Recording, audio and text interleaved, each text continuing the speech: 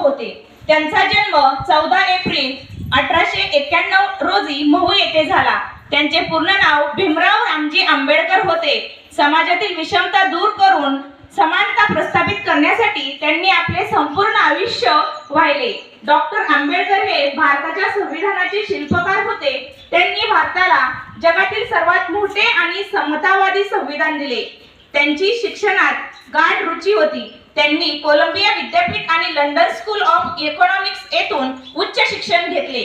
समाजातील अस्पृश्यतेचा नायनाट करण्यासाठी बौद्ध धर्म स्वीकारला. लाखो अनुयायांना समानतेचा मार्ग दाखवला. महाड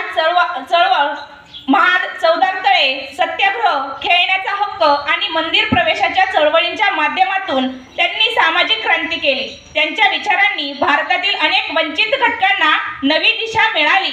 डॉक्टर आंबेडकर यांचे योगदान केवळ भारतापुरते मर्यादित नसून ते जागतिक स्तरावर मान्यता प्राप्त आहे. 6 डिसेंबर 1956 रोजी त्यांचे महापरिनिर्वाण झाले. आजही त्यांच्या विचारांवर चालून अनेक जण आपले जीवन उज्ज्वलित करीत आहेत. डॉक्टर आंबेडकर हे केवळ एक नेता नव्हते, तर ते एका युगाचे प्रेरणास्रोत होते. धन्यवाद.